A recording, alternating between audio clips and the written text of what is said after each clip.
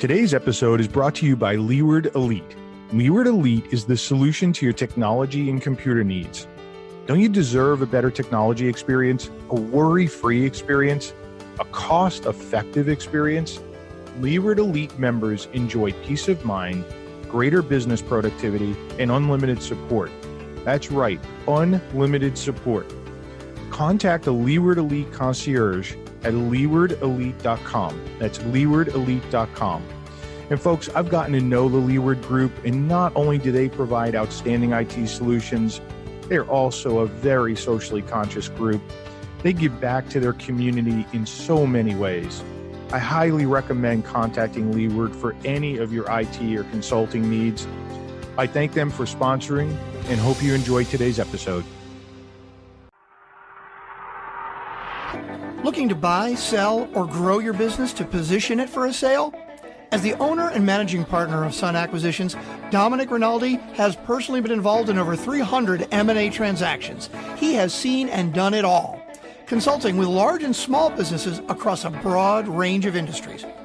On M&A Unplugged, he'll interview buyers, sellers, and their advisors about their experiences scaling, selling, and acquiring businesses. On every episode, you will get key learnings, but most importantly, you will be better prepared for your own acquisition or sale. This is M&A Unplugged with your host, Domenic Rinaldi. M&A Unplugged community, one of the constant challenges for any business owner is how to maintain consistent and profitable growth. Most owners either hit a plateau or they can't quite figure out how to get unstuck and start growing. Well, our guest today, Jon Dwoskin, is an expert at helping businesses grow big. In fact, very big. He has developed a proprietary system called the Think Big methodology. And the great thing about Jon is these are not just theoretical concepts or ideas. He has actually built and sold some of his own businesses to very substantial sizes using these concepts and tools. Jon has been featured in Forbes. He's an author, was named Crain's 40 Under 40 in Detroit, is a cancer survivor, and was named Alumnus of the Year by his alma mater, Eastern Michigan University, where he double majored. I could keep going with the list of achievements, but we only have 30 minutes. Jon, welcome to M&A Unplugged. I'm so happy to have you here with us. Thank you so much for having me. I appreciate you having me on the show. So Jon, the big thing hanging right there in front of us is you don't only say you help businesses grow big, you say very big. Right. Well, my company name is the Jon Dwoskin Experience, and my tagline is grow your business big, very big. And that can mean something different to everybody. Sometimes people say, well, what if I don't want to get very big? Well, everybody is defined by themselves, but it really is, it's important to get unstuck and not complacent. And that's where I want people resonating the energy around that.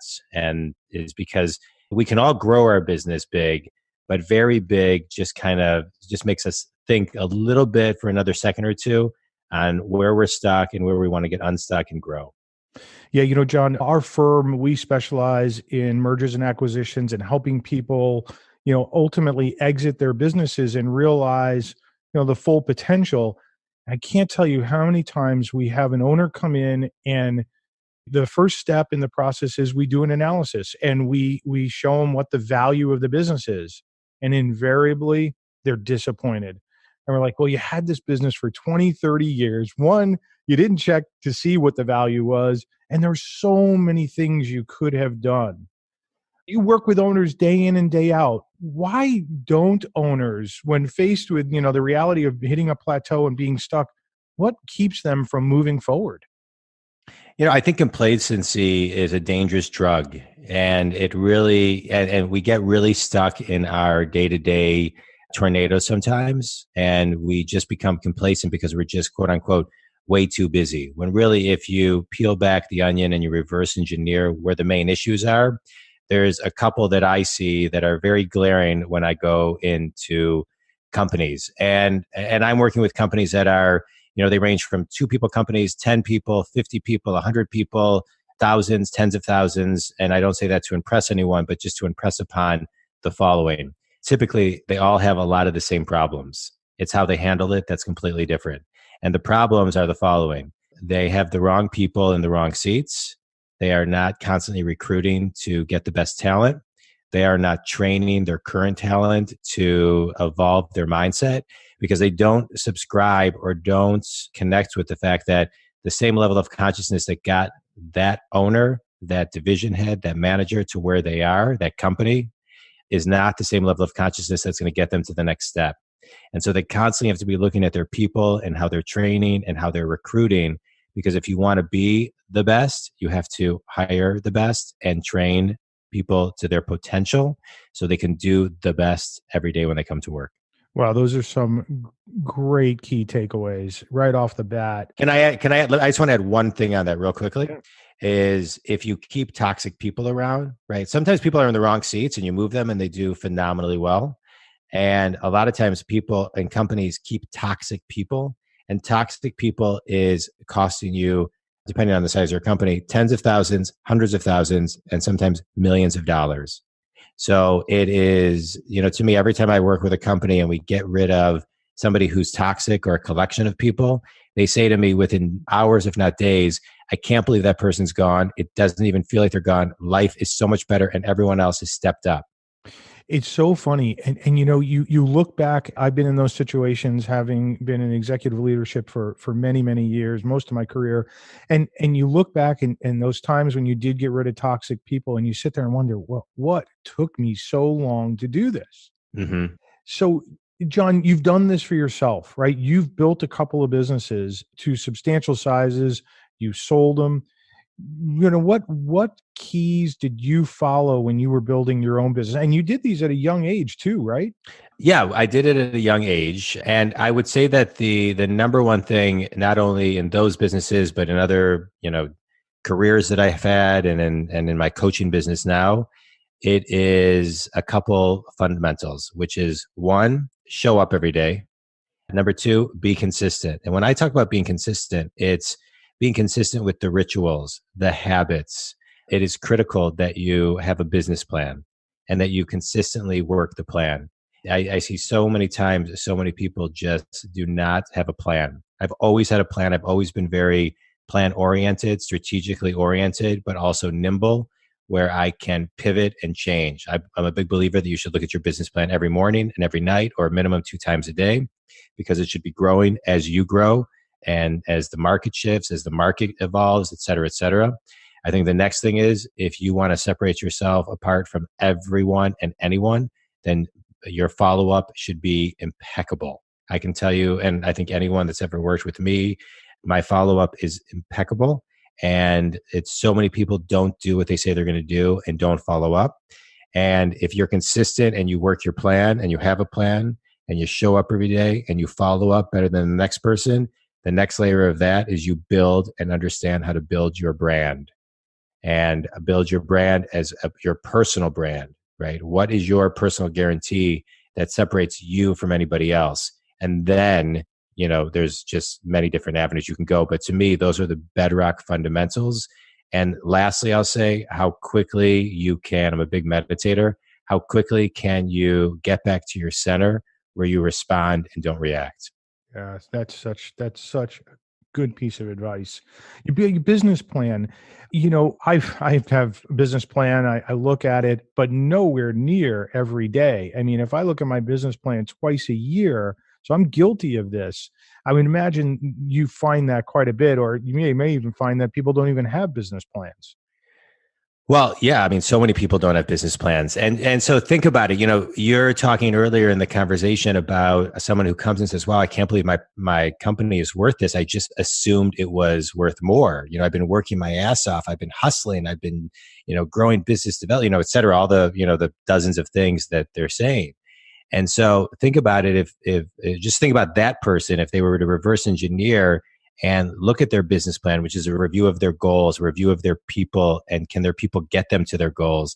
Do the people within the company have their own business plan that they're working off of that's consistent and in alignment with the master business plan? And so as you begin to do that, you begin managing the business plan through the entire organization by everyone having their own business plan. And you're not micromanaging, but everybody's having the same quarterly goals, and we're moving to the same vision. instead of everybody kind of defining what they think the vision is and what they think their goals are and their interpretation of what they think it is, because that costs money. And you see it at the end of the day. What I'm saying is reverse engineer that, and just the simple act of, having a living business plan can make you a lot of money by the time they get to you. Yeah, it makes a lot of sense. So John, let's pivot a little bit. You developed this methodology called the Think Big methodology. Maybe talk about that and what it entails, and who's your primary client? What's a good client for you? Sure. No, I appreciate you asking that. So my client, I'll start with that. My client is anybody who is successful and stuck and want to get to the next level. So I work with CEOs all over the country. I have some international clients as well. I work with leadership teams. I work with VPs of sales. I work with a lot of salespeople, a lot of managers. I do a lot of group training when it comes to salespeople and managers. And so it's very typical that I'll work with a company and work with, everybody I just mentioned, where I'm going and I'm working with just a ton of people within the company. Sometimes I'm just working with one of those groups within a company, depending on where they need me. But my clients are people who are aware and want to grow, and they know that they need somebody to brainstorm with, strategize with, and continually keep them thinking of new ideas to grow their business, and have an accountability partner to say, hey, do X, Y, and Z this week that we come up together. And the key is consistency. The key to coaching, like anything, is just consistency. And so people who want to grow their business, who want to grow their skill set, want to grow their best practices, those are my clients. Those are my clients. And we do face-to-face, we do Zoom conference calls. I'm on the phone with clients. There's no walls to my client.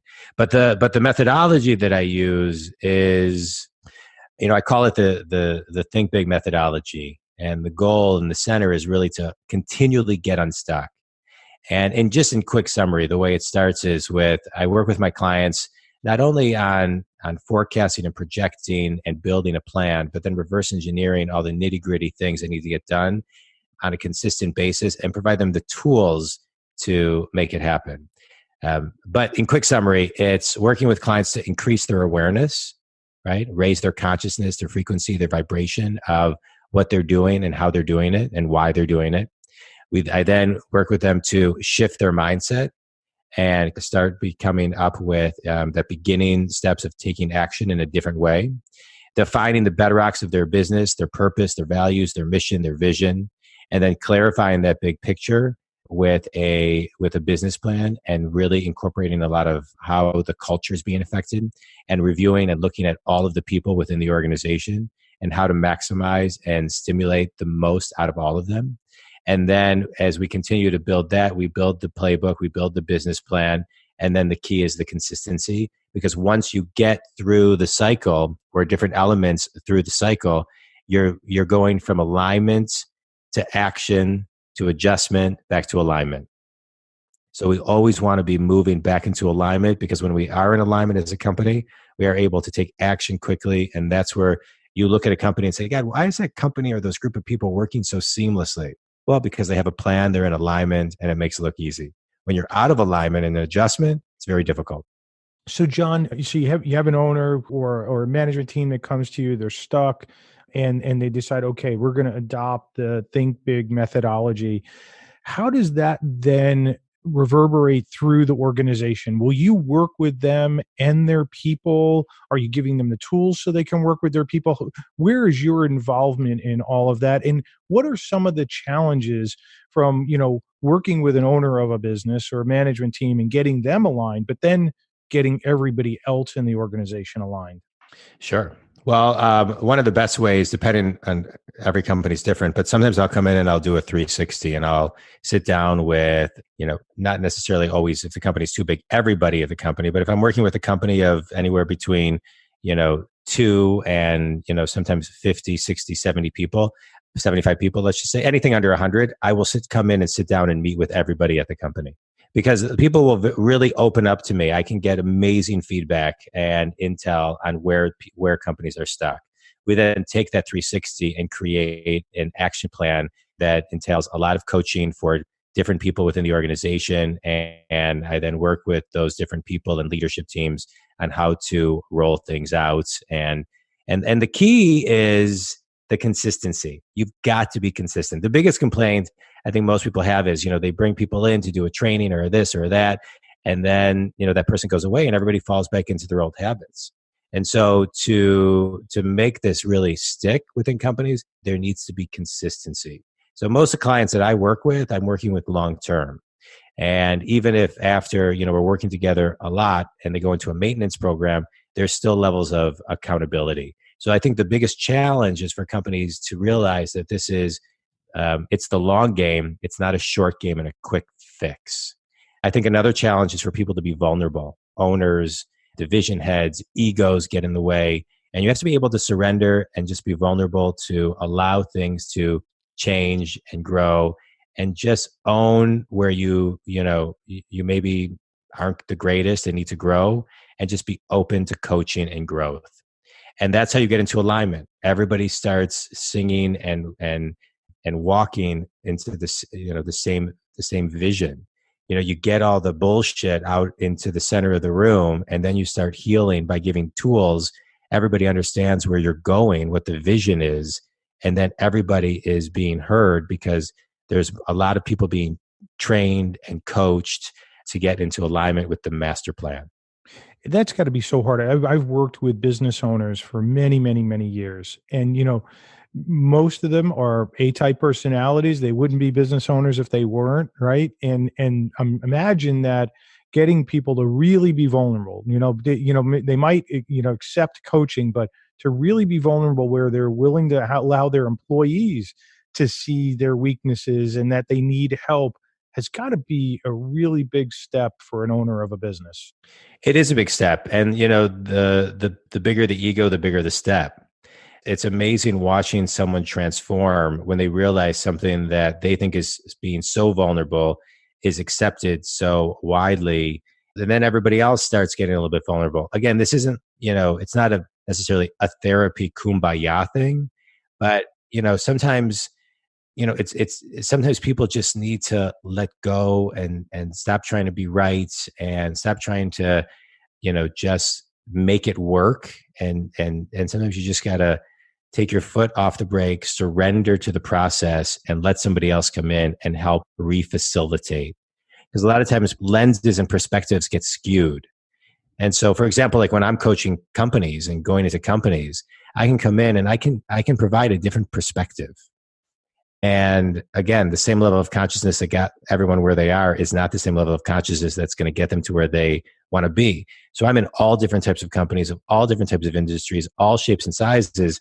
And so when somebody like me comes in, it doesn't have to be me, but comes in, people realize, wow, you're coming with experience of, what my track record is, but also having worked with all these different companies. So we will listen with different ears. We will see things through different eyes. And then it's the consistency and spoon feeding and reverse engineering things down to the simple to get things moving forward. I think one of the biggest challenges is companies and people just overcomplicate things. Things should be much more simpler than people make them out to be.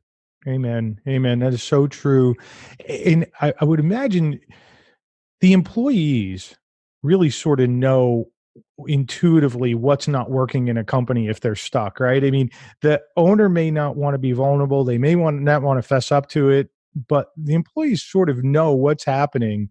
And when you create that communication, which I'm sure is the big role that you play here, is you open up those doors of communication. It's a big aha moment for everybody.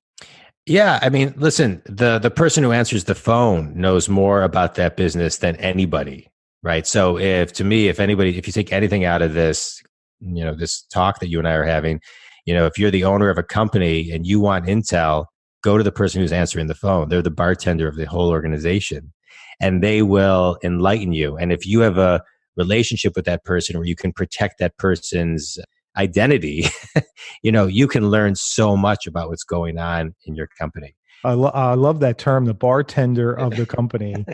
Right. Everybody walks by them, right? Correct. All the calls come through them. Everybody, chirps in their ear, right? I love that term.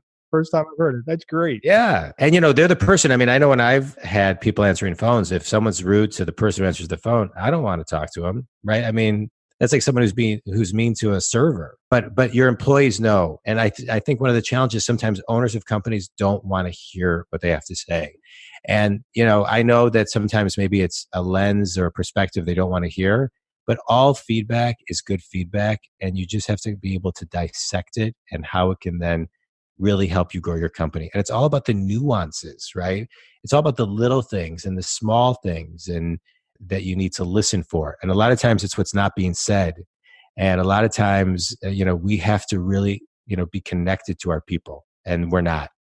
So true. Nuances almost in every phase of life, right? You can teach people big processes and you can take from this point to that point, but it's the nuances between the points that really make all the difference in the world. All the difference. And, they say like the stat is, if you look at tone and the words you say, the tone and the physiology, your words equate for 7%, your tone 38%, and physiology 55%. You're talking 93% based on tone and physiology. And so we really, as owners who are running cultures, right, and giving people a place to come and be their best and do their best, we need to pay attention to our tone, the way we walk, the way we speak to people, because we can say one thing and people interpret it, especially if we have power, completely the opposite way. For sure. So, Jon, do you have a case study or a quick example, at a very high level that you could give to the M&A Unplugged podcast community where, you came in and a company was stuck and you got them unstuck and what happened to their growth as a company? Yeah. I can point to a lot. I will point to one. I'll point to a couple in quick summary. One, I had a client, I've had many clients actually in this scenario where the company is not connected and is disgruntled to the CEO of the business. And coming in and doing a 360 and talking to everybody within the company to understand what's going on and realize that it's just a big miscommunication on so many different levels. I don't want to get into the content, but once the 360 is done and then people understand really what is below the surface and at the bedrock of why things are being misunderstood and fingers are being pointed at one person and in many times the wrong person, and they then begin to start to get an inner awareness with my coaching of their responsibility with what's going on. And everybody begins to raise their level of awareness and shift their mindset and raise their consciousness. And then we start putting a plan in place. And instead of pointing fingers, we see what we've seen. What is each person's specific and measurable role, responsibilities, and activity, and putting a plan in place. Then we see, when I'm working with these companies, tremendous growth, tremendous increase in communication, much more connection in communication. Many times when if we score it, where we start off, we're at a 4 out of 10. And when we leave, we're anywhere between a 9 and a 10. Wow. I just when we leave, because again, I think it's still the consistency is really important. I can point to many others where I come in and I'm working with an entire sales team who don't have a sales manager. And if you're running a business without a sales manager or a sales manager that doesn't know how to train their salespeople, or even if you have a sales manager managing too many salespeople or pulling too many directions, I come in and I work with salespeople who don't have a VP of sales or who do have a VP of sales and they need the extra coaching. I will come in and do a lot of sales training, group training, and then a lot of one-on-one training. I have a 15-minute power session that I do with a lot of salespeople every week. And we start seeing tremendous growth in proposals and bottom lines. Yeah, that's great. So, Jon, you have a lot of resources that are available to business owners. You've written a book. You've got different ways to work with clients. Maybe just give us a recap of all of the services and maybe talk a little bit about your book. And I know you're available for speaking engagements. Give people a quick overview. Yeah, no, I appreciate that. Thanks so much for asking. I do ongoing coaching for executives and C-level executives and owners of companies and managers and salespeople. And if you go to my website, Jon Dwoskin, Dwoskin, you can see all the different coaching. I try to put it in different categories where like I just described, I also can come in-house, where I go in-house for a couple hours a week or a chunk of hours a week with companies and act almost as their interim COO, work with all the teams and everybody within the organization to help. I call it my in-house accelerated program because it just gets things moving quickly. Sometimes I'll do that for, a long term, where I'll go in and I'll, be doing 7 hours a week. And sometimes it's just like a 1, 2, or 3 month accelerated jolt. And then I just go back to my normal kind of, monthly program with them. I do sprint coaching, which is 15 minutes a week or 30 minutes twice a month. I have an online program that's for salespeople that is accompanied with one-on-one time with me. I do a lot of sales and management training for groups of people. I do keynotes. The two of the most popular are, one is Think Like a CEO, and another one is on time management. And so I do a lot of training. And then my book, The Think Big Movement, is a parable business book. It's a business book told as a story. So I feel like you can retain the stories a little bit better. And then I've just got a lot of columns and blogs. I write for Forbes, and I have white papers. I have a few podcasts, Think Business, The Think Big Movement, 7-Minute Sales Minute, that are on my website, a lot of video tips. And and so a lot of resources for people to grow their business. I like the fact that I can provide a lot of content because I realize that there's some people in the world that I'll unfortunately never meet, but I can still help them touch and grow their business. And, if anybody ever wants to call me, I give everybody my cell phone number, 248-535-7796. I think my book helps a ton of people, so much so that you can either buy it on Amazon or you can go to my website, fill out a form, and I'll mail you a free copy. That's great. And so other than your own book, I'm curious, is there a book that you've read, and it doesn't have to be a business book, but is there a book that you've read that really resonated with you, made an impact on your life that you recommend to other people oftentimes? So there's so many books. I'm a huge reader. One of my favorite books that I have just finished reading is Dollars Flow Easily to Me, which is an incredible book about manifesting just so much to your life. Another book I just read was Psycho-Cybernetics, an amazing book about mindset.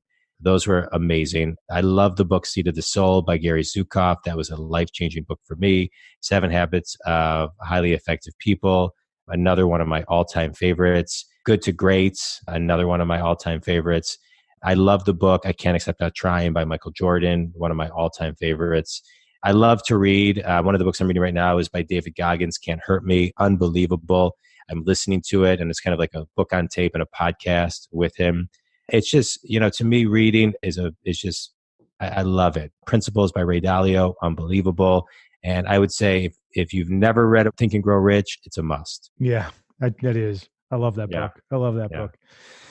Well, Jon, it's really been such a pleasure. You gave our podcast community such great insights here. Jon, it's been such a pleasure having you on today. You've given the M&A Unplugged podcast such great insights. And for those of you who don't know, Jon has his own podcast called Think Business. If you haven't checked it out, please do. It's really a great podcast. He has some great guests.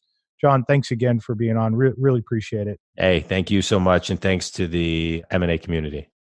So M&A Unplugged community, Jon brought up some really key points today. Just to recap, if you're an owner of a business or a management team and you're stuck, Jon can help get you unstuck. And, some of the key things are you need to be willing to be vulnerable. It starts there. If you're willing to be vulnerable and you're open to coaching, if you're open to a third party, helping you get unstuck, there's plenty of resources out there. Some of the other key things that Jon mentioned are, when you have the wrong people in the wrong seats, it can become very toxic. You should pay close attention to that. As an owner, you should always be recruiting, finding the next talent that you can bring into the company. And training and investing in your talent is so important. You have these people there that are touching your clients every day. Make sure that you're giving them the tools and the knowledge so they can perform their jobs. And then consistency. When you decide to be vulnerable and get unstuck, make sure that you bring a consistent approach to that. So I want to thank Jon again. All of today's information is available in the show notes. If you would like to learn more about the process of acquiring or selling a business, please visit our website at sunacquisitions.com or feel free to reach out to me at drinaldi@sunacquisitions.com. I look forward to seeing you again on the next episode of the M&A Unplugged podcast. And until then, please remember, that scaling, acquiring, or selling a business takes time, preparation, and the proper knowledge. Thank you for joining us today on M&A Unplugged. If you enjoyed the show, please subscribe, rate, and recommend it wherever you get your podcasts. If you want more great information on how to scale, acquire, or sell a business, please visit our website at sunacquisitions.com.